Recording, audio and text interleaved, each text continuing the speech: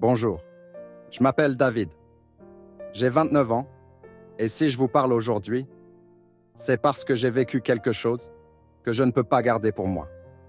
Je ne suis pas un pasteur, je ne suis pas parfait, je ne suis même pas quelqu'un d'extraordinaire. Mais j'ai rencontré Dieu, pas dans une église, pas dans un livre, pas dans une discussion.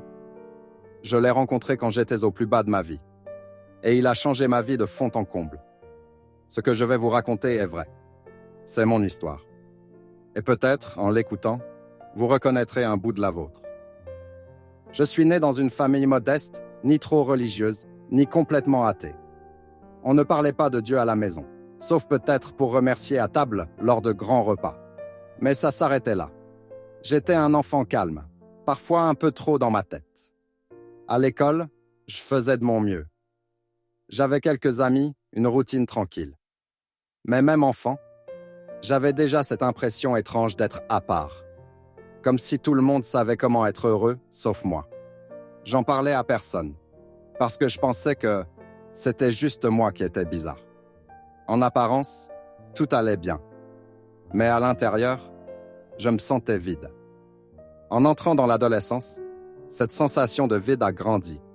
Mes parents se disputaient souvent.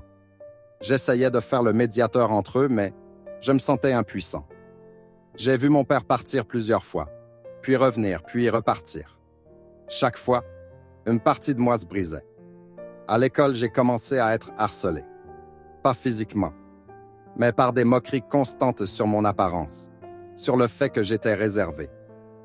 J'ai commencé à croire ce qu'on disait de moi, que je ne valais rien. J'ai tout gardé pour moi, comme un poids sur le cœur. Et à force, j'ai cessé de sourire. J'ai construit un masque pour paraître fort, mais au fond, je me noyais. Tout a réellement commencé à déraper après le lycée. J'ai enchaîné les petits boulots sans jamais trouver ma place. Puis j'ai rencontré cette fille. Elle était belle, vive, et elle s'intéressait à moi. Pour la première fois, je me suis senti vu. On a vite emménagé ensemble, pensant qu'on allait construire quelque chose de solide. Mais j'étais fragile, et elle aussi. La relation est devenue toxique. Jalousie, cris, silence. Quand elle est partie, c'était comme si tout s'écroulait. J'avais mis tout mon espoir en elle. Sans elle, je ne voyais plus l'intérêt de vivre. Je me suis isolé. J'ai commencé à boire, parfois jusqu'à perdre connaissance. Je voulais juste que la douleur s'arrête. Je me souviens d'une nuit en particulier. J'étais seul dans mon studio, avec une bouteille de whisky à moitié vide, des volets fermés depuis 3 jours, et mon téléphone éteint pour fuir les appels. J'avais ignoré mon patron, mes amis, même ma mère. Je ne voulais voir personne. C'est cette nuit-là que j'ai essayé une substance pour la première fois. J'avais toujours juré que je ne tomberais jamais là-dedans. Mais à ce moment-là, je m'en fichais. Je cherchais juste à m'anesthésier. À partir de là, c'est devenu une spirale. Moins je ressentais, mieux je me sentais. Je n'étais plus moi-même. J'étais une version brisée de ce que j'avais été. Je crois que mon point de rupture est arrivé un soir de décembre. Il faisait froid.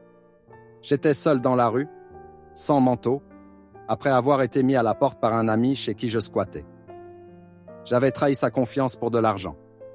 Je me suis assis sur un banc, tremblant, et j'ai regardé le ciel en me disant « C'est fini ». J'ai pensé sérieusement à en finir. J'avais tout perdu. Ma dignité, mes amis, ma foi en moi. Et là, dans ce silence, dans cette nuit glaciale, j'ai levé les yeux et j'ai chuchoté « Si tu existes, montre-moi ». C'était un cri du cœur. Le dernier. Ce soir-là, il ne s'est rien passé de spectaculaire. Aucun éclair dans le ciel, aucun miracle. Mais quelque chose s'est passé à l'intérieur de moi. J'ai ressenti une chaleur étrange, une sorte de calme qui contrastait avec le chaos que je vivais. Ce n'était pas de la magie, c'était paisible. J'ai réussi à me lever. J'ai marché jusqu'à chez ma mère. Elle ne m'a rien dit. Elle m'a juste ouvert la porte et m'a pris dans ses bras. Pour la première fois depuis des mois, j'ai dormi. Un vrai sommeil. Et en me réveillant, j'ai eu cette pensée. Et si Dieu avait vraiment entendu? Le lendemain, sans vraiment savoir pourquoi, j'ai cherché sur YouTube. Dieu existe-t-il vraiment? Je suis tombé sur une vidéo d'un gars qui racontait son témoignage.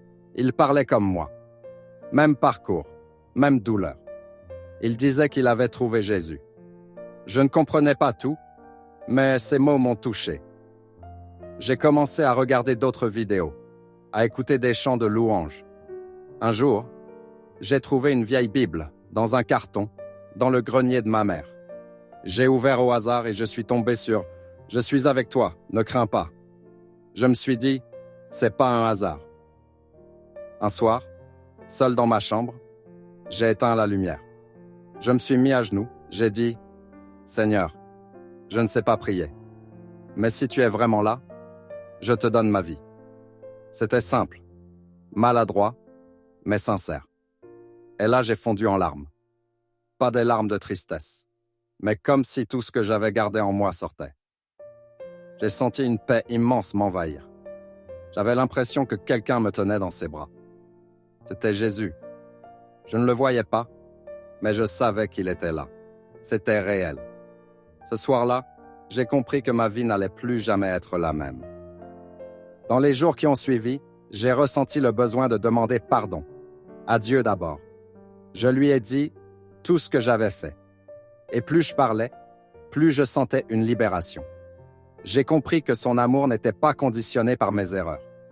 J'étais pardonné, entièrement. J'ai ensuite commencé à appeler des gens que j'avais blessés. Certains m'ont raccroché au nez. D'autres ont pleuré. Mais ce n'était pas grave. Ce n'était pas pour obtenir quelque chose. C'était pour guérir. J'ai aussi appris à me pardonner. Ce fut le plus dur. Mais Dieu m'a montré que j'étais digne d'être aimé, même brisé. Petit à petit, j'ai senti que Dieu reconstruisait mon cœur.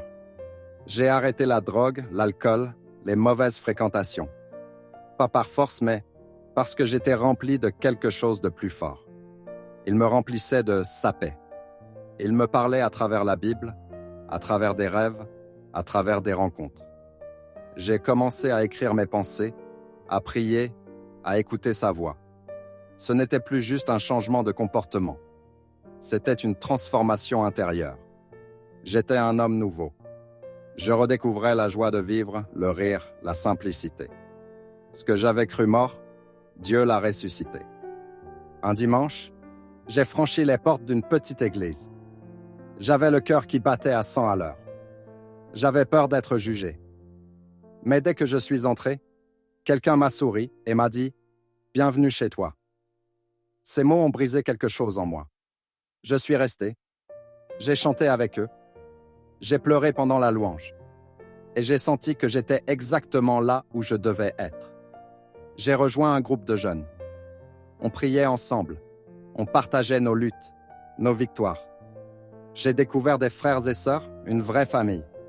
Ce soutien a été crucial. Dieu m'avait ramené à la maison. Tout ne s'est pas réglé du jour au lendemain. J'ai eu des moments de rechute, des nuits de doute, des pensées sombres qui revenaient. Mais la différence, c'est que maintenant, je savais vers qui me tourner. Dieu ne m'a jamais rejeté. Chaque fois que je tombais, il me relevait. J'ai appris que sa grâce n'a pas de limite. Il ne m'aimait pas parce que j'étais parfait, mais parce que j'étais à lui. J'ai aussi appris à ne plus fuir mes luttes, mais à les confier. Et plus je restais proche de lui, plus je grandissais. Même dans mes faiblesses, il était fort. Aujourd'hui, je regarde la vie avec un regard nouveau. Ce que je croyais être une malédiction était en fait une préparation. Dieu a utilisé ma douleur pour m'enseigner la compassion. Je ne juge plus les autres. Je comprends. Je tends la main. Je vis chaque jour avec une nouvelle mission. Refléter ce que Dieu a fait en moi. Je travaille à nouveau. J'ai retrouvé de la stabilité.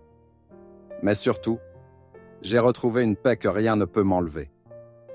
La souffrance n'a pas eu le dernier mot. Dieu m'a relevé, restauré, aimé. Et maintenant, je veux partager cette lumière. Je ne peux plus me taire. Quand je vois d'autres souffrir, je me revois.